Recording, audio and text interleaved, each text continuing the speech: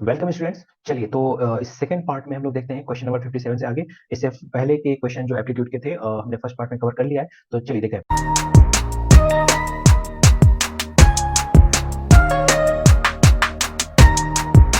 Question number 57, which of the following is a quadratic equation. तो quadratic equation क्या होता है? क्वाड्रेटिक इक्वेशन का जो जनरल फॉर्मेट होता है वो होता है ax square plus bx plus c is equal to 0। Right. Quadratic equation के लिए कंडीशन क्या है कि डिग्री डिग्री क्या होनी चाहिए? 2 होनी चाहिए। रफली समझे डिग्री क्या होता है? तो डिग्री होता है मैक्सिमम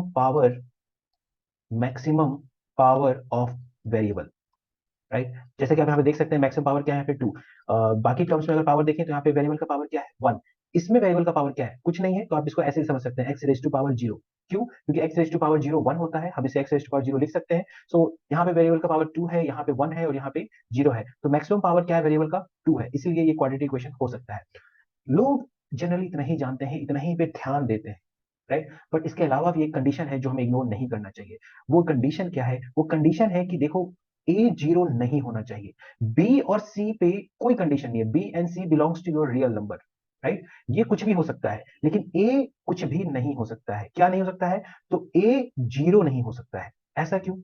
ऐसा क्यों? आप रिवर्स में सोचिए, अगर ए 0 हो गया, राइट, फिर तो ये क्वाड्रेटिक इक्वेशन रहेगा नहीं। अगर कोई ऐसे लिखता है 0 into X square plus 3x plus 5 equal to 0, तो ये तो है ही नहीं ना, ये तो 0 है। आप इसको सीधे ऐसे लिख सकते हैं 3x प्लस 5 इक्वल टू 0, तो ये क्वाड्रेटिक इक्वेशन नहीं कहलाएगा। तो पहला तो ये कंडीशन चेक कर लेना चाहिए, पता होना चाहिए कि ए 0 नहीं हो सकता है, बी और सी कुछ भी हो सकता है, पहला फर्स्ट। सेकंड और क्या हो सकता है कि आपको सिंप्लीफाई कर लेना है इक्वेशन को। राइट। देख लेना है कुछ कैंसिलेशन तो नहीं हो रहा है, सारे एक्स स्क्वायर के सारे टर्म्स एक साथ, एक्स के सारे टर्म्स एक साथ सिंप्लीफाइड फॉर्म में। जैसे कि ये देखिए, ये क्वाड्रेटिक इक्वेशन हो सकता है क्या? नहीं हो सकता। क्यों नहीं हो सकता? क्योंकि यहाँ पे देखिए पावर क्या है? मैक्सिमम 3, तो ये नहीं हो सकता। यहाँ पे ये हो सकता है क्या? देखिए एक्स, इसको आप सिंप्लीफाई भी कर लेंगे, देखिए 5x कट जाएगा, और इसको आप लिख सकते हैं 4x square plus 5 minus 30 is equal to 0।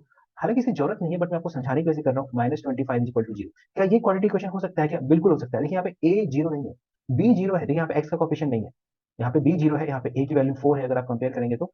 Right. ए की वैल्यू क्या है? 4 है, बी की वैल्यू क्या है? 0 है, और सी की वैल्यू क्या है? -25 है। No problem, okay. ए 0 नहीं होना चाहिए, बी और सी कुछ भी हो सकता है। यहाँ पे देखिए ये हमारा आंसर हो सकता है। देखिए एक्स स्क्वायर कैंसिल आउट हो जाएगा, जब एक्स स्क्वायर का तो टर्म ही नहीं बचा इसमें, तो ये मेरा आंसर नहीं हो सकता। यहाँ पे देखिए एक्स स्क्वायर कैंसिल आउट हो जाएगा, एक्स स्क्वायर का टर्म ही नहीं बच रहा है, तो ये भी आंसर नहीं हो सकता है। तो हमारा आंसर क्या होगा? B part. तो आई थिंक ये क्वेश्चन आपको समझ में आ गया होगा। चलिए क्विकली देखते हैं question number 58। Determine the value of k in the equation this. देखिए हमें के की वैल्यू फाइंड आउट करनी है। एक इक्वेशन दिया हुआ है, अगर देखिए स्टार्टिंग में देखा जाए तो ये क्वेश्चन गलत है। पूछे क्यों? या कहेंगे सॉल्व ही नहीं हो सकता। कैसे? देखिए आपके पास इस इक्वेशन में दो अननोन है, टू वेरिएबल्स हैं, या you can say two unknowns हैं। कौन कौन है दो अननोन? एक एक्स है और एक के है। देखिए एक जनरल रूल समझिए मैथमेटिक्स का, अगर आपके पास दो वेरिएबल है, अगर आपके पास दो अननोन है, अगर आप उनकी वैल्यू फाइंड आउट करना चाहते हैं तो आपको दो इक्वेशन चाहिए। अगर आपके पास तीन वेरिएबल है तो आपको तीन इक्वेशन चाहिए। अगर आपके पास एक वेरिएबल है तो आपको एक इक्वेशन चाहिए, है ना? तो हमारे पास देखिए यहाँ पे दो दो वेरिएबल दिया हुआ है और इक्वेशन एक ही है। इक्वेशन जो हमें प्रोवाइड किया गया है, इक्वेशन हमारे पास एक ही इक्वेशन है। तो अगर आप रफली देखें, ब्रॉडली देखें, तो इक्वेशन को सॉल्व नहीं किया जा सकता है। राइट। तो क्या कर सकते हैं हम लोग? डिटरमाइन द वैल्यू ऑफ के। एक्चुअली क्वेश्चन का जो पार्ट होना चाहिए था, ऑप्शन देख के मैं बता रहा हूँ, समथिंग के की value this. Determine the value of k in the equation this. For example देखिए क्वाड्रेटिक इक्वेशन है, for real and equal roots, we can say for real and equal roots के की वैल्यू क्या होगी जिसके लिए इसके रियल और इक्वल रूट्स हो जाए। तो ये हमने 10th क्लास में पढ़ा है, 11th क्लास की भी आपको जरूरत नहीं पड़ेगी। 10th क्लास में आपने पढ़ा है कि for real and equal roots क्या कंडीशन होता है। चलिए क्विकली मैं आपको ब्रॉडली सब कुछ बता देता हूँ व्हाइट बोर्ड पे। देखिए जो क्वाड्रेटिक इक्वेशंस के अगर हम रूट्स की बात करें, क्योंकि हम जीरोस की बात करें, तो क्या क्या केसेस बन सकते हैं? बन सकता है रियल एंड इक्वल, बन सकता है रियल एंड अनइक्वल, और क्या बन सकता है ना? नॉन रियल बन सकता है। राइट। और या नॉन रियल। तो देखिए कैसे कैसे कंडीशन आएगा रियल। देखिए रूट्स सबसे पहले तो आप रियल बनाइए, और दूसरा ऑप्शन होगा नॉन रियल। कैसे याद रखेंगे? रियल होने का एक कंडीशन क्या? कि D should be greater than equal to 0, और नॉन रियल होने के लिए कंडीशन है D should be less than 0। ठीक है। अब इसी का आगे कंडीशन हो जाएगा, अगर रियल है और अगर आप इक्वल भी चाहते हैं, रियल तो है ही है, और इक्वल चाहते हैं तो आपका कंडीशन हो जाएगा D should be equal to 0। और अगर आप अनइक्वल रूट्स चाहते हैं तो ये आप डी ग्रेटर देन 0 को केस लेके चलेंगे। ठीक है, तो बेसिकली सब कुछ डी पे ही है। डी, यहाँ देखिए रियल एंड इक्वल लिखा हुआ है, इसका मतलब डी इक्वल टू 0 है। रियल एंड अनइक्वल लिखा हुआ है, इसका मतलब डी ग्रेटर देन 0 है। और ये नॉन रियल रूट्स लिखे हुए हैं, इसका मतलब डी लेस देन 0 है। ठीक है, ब्रॉडली अगर आपको एक ग्राफ के बारे में इसी बता दूं, देखिए पूरी क्वाड्रेटिक क्वेश्चन का ग्राफ 6 कैटेगरी के बनते हैं, आइदर दिस, दिस और दिस। दूसरा, या तो ये बन सकता है,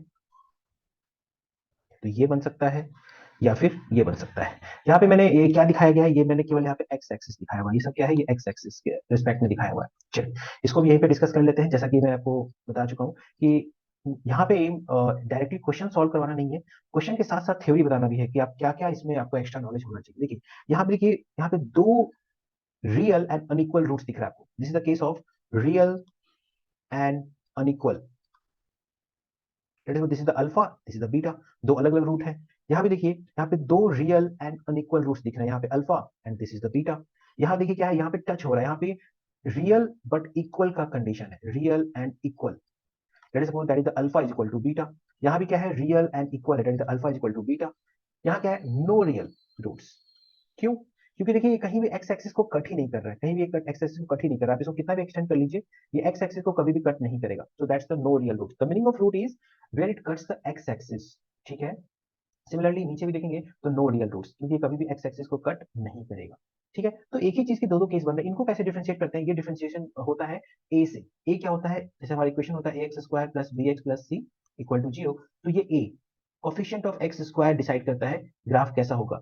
देखिए जितने भी अपवर्ड कनकेव है, यानी ऊपर वाले जितने भी आपके पास अपवर्ड कनकेव के मैंने ग्राफ बता रहा हूँ, यानी कि ये सारे,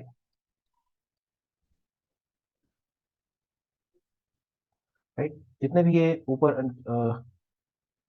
ग्राफ बताए गए हैं, ये सारे ए, ये सारे ए ग्रेटर देन 0 के लिए, राइट। ऑफ कोर्स नीचे वाला ए लेस देन 0 के लिए हो जाएगा, ये रखने की जरूरत नहीं है। ए की याद समझिए, कोई ये तो नहीं पूछना चाह रहा कि सर ए ग्रेटर देन 0 के लिए है, ए लेस देन 0 के लिए है, ए इक्वल टू 0 के लिए क्या होगा, राइट। ए इक्वल टू 0 के लिए क्या होगा, तो आपको मैंने पहले ही बता दिया है, ए इक्वल टू 0 पॉसिबल ही नहीं, क्वाड्रेटिक इक्वेशन में ए इक्वल टू 0 होता ही नहीं। तो दो ही केस बनेंगे, या तो पॉजिटिव होगा या तो नेगेटिव होगा। पॉजिटिव होगा तो अपवर्ड कनकेव, और नेगेटिव होगा तो डाउनवर्ड कनकेव। ठीक है, तो चलिए आ जाते हैं वापस से अपने क्वेश्चन पे। क्वेश्चन क्या कह रहा था, हमने एज्यूम कर लिया क्वेश्चन को, for real and equal roots के की वैल्यू क्या होनी चाहिए। इसका मतलब कि d should be equal to 0। What is the d? d is b square minus 4ac should be equal to 0। What is my b? My b is minus k, so minus b square minus 4, a is 2, c is 1 is equal to 0. So it's k square minus 8 is equal to 0. So we will write k square is equal to 8. So k is equal to root under 8। देखिए ये दूसरी सबसे बड़ी गलती है जो ज्यादातर students करते हैं। k square is equal to 8, then k is equal to not only 8, we have to write plus minus root under 8। ऐसा क्यों होता है? आप कमेंट सेक्शन में लिखिए, इसका पूरा अलग से मैं वीडियो बना दूंगा ऐसा क्यों होता है, इन सबका पूरा प्रॉपर एक्सप्लेनेशन है। बट अभी के लिए हम लोग इसको अब जानिए कि के स्क्वायर इक्वल टू 8 हो, के स्क्वायर इक्वल टू समथिंग हो, तो K equal to plus minus root under 8, जिसको भी हम लिख सकते हैं plus minus root under 4 into 2, that is the plus minus 2 root 2। और according to option, this will be my option number A, K equal to minus 2 root 2 और K equal to plus 2 root 2। This complete our question number 58। Let us see the question number 59। So find the sum of the arithmetic progression. ठीक है, हमारे पास एक AP दिया हुआ है, क्या दिया हुआ है, 7 to this to up to 22 terms. देखिए किसी भी एपी को डिफाइन करने के लिए आपको पता होना चाहिए, सोचने का तरीका देखिए, कैसे समझिए। किसी भी एपी का अगर आप जन्म कुंडली बनाना चाहते हैं, राइट, अगर आप एपी की जन्म कुंडली बनाना चाहते हैं, जन्म कुंडली मतलब समझ सकते हैं हर चीज उसके, एवरी कहानी अगर आप उसका जानना चाहते हैं तो आपको दो ही चीज की जरूरत है, उसके सारे तमाम फॉर्मूले सब कुछ दो ही चीज पर डिपेंड करता है। जैसे इंसानों का जन्म कुंडली बनता है, क्या चाहिए, date of birth, place of birth, computer में डालिए बन जाएगा। तो उसी तरह से एपी का कुछ भी निकालना हो, आपको दो ही चीज के बारे में सोचना है कि इसका ए क्या है, फर्स्ट टर्म क्या है, और कॉमन डिफरेंस क्या है। बस ये दो चीज आपको जैसे ही मिल जाएगा, आप एपी की जन्म कुंडली बना सकते हैं। ठीक है, तो क्या हमें ये पता है फर्स्ट टर्म? यस हमें पता है फर्स्ट टर्म 2। क्या हमें कॉमन डिफरेंस पता है? निकाल सकते हैं, that is the T2 minus T1। T2 क्या है, 2 minus 7, that is the minus 5। तो कॉमन डिफरेंस क्या है इसका, माइनस 5, पता चल गया। अब हम सब कुछ भी निकाल सकते हैं, हमें क्या निकालना है, सम ऑफ 22 टर्म्स। तो Sn का फॉर्मूला होता है n by 2 2a plus n minus 1 into D. ठीक है, तो n की हमें वैल्यू दी हुई 22, तो 22/2 2a, it means 2 into 7 plus 22 minus 1 into d, d is what, -5। तो इसको हमें सॉल्व कर लेना है, 2 से 11, तो ये आ रहा है 11 14 plus 21 into -5, so this will be 11 14 minus 105, right? So 105 minus 14 करेंगे तो आ जाएगा 91 minus 91, so 11 into minus of 91, so ये आ जाएगा 1001 minus 1001, so that's the answer, that is the -1001।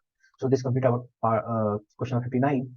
ठीक है, SN का हमारे पास एक और फॉर्मूला है, अगर किसी को ये लग रहा हो वो क्यों यूज किया तो वो भी कर सकते हैं, n/2, right, first term plus last term, but यहाँ पे क्या आपको लास्ट टर्म निकालना पड़ेगा, तो लास्ट टर्म के लिए Tn का फॉर्मूला यूज कीजिए, Tn equal to a plus n minus 1 into D. आप पहले क्या निकालिए, T22 निकालिए, तो ये हो जाएगा a plus 22 minus 1 into D, right. आप इसको पुट कीजिए, लास्ट टर्म निकल जाएगा, वैल्यू पुट कीजिए, वहां से भी सॉल्व हो जाएगा। देखिए तरीके बहुत है, ठीक है, आपको अप्लाई करना आना चाहिए।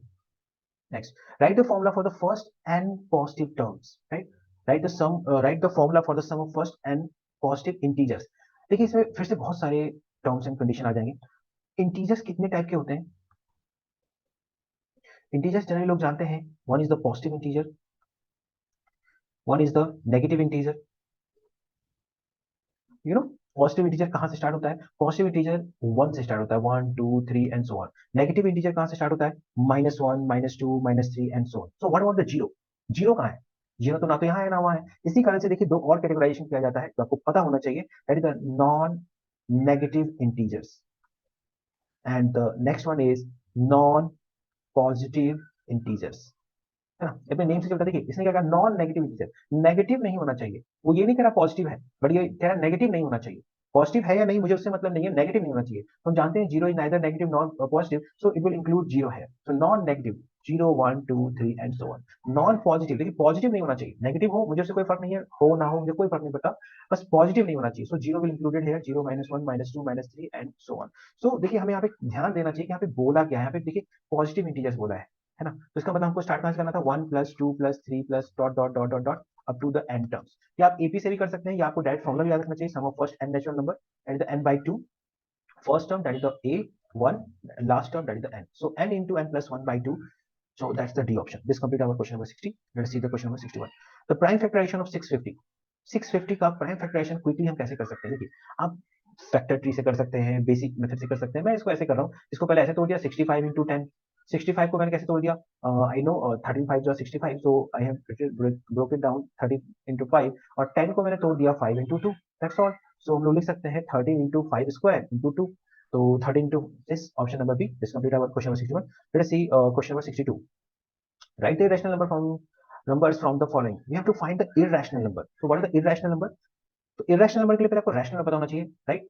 रैशनल नंबर होता है जिसको P/Q के फॉर्मेट में लिखा जा सके, जहाँ पे Q जीरो ना हो। इरेशनल जनरली अंडर रूट जितने कोई प्राइम नंबर्स होते हैं वो इरेशनल होते हैं। पाई एक इरेशनल नंबर है, राइट। सो √3 मेरा इरेशनल नंबर है, यस। 7√5 मेरा इरेशनल नंबर है, yes. And see this is also my irrational number and this is also my irrational number 8 minus √2। क्योंकि एक रैशनल और एक इरेशनल नंबर का जो एडिशन होता है वो इरेशनल ही होता है ना। ये आपको पता होना चाहिए। और subtraction is also case of addition, और ऐसे भी आप समझिए सब्सट्रैक्शन भी लेंगे एक रैशनल और एक इरेशनल का, इरेशनल ही होता है। दैट्स व्हाई 8 minus √2 को मैंने क्या लिया है, इरेशनल लिया है। तो देखिए इसमें ये आ गया इसलिए गलत है, इसमें तो ये गलत ही है, इसके कारण ये सही है। Question number part C, option C. Okay,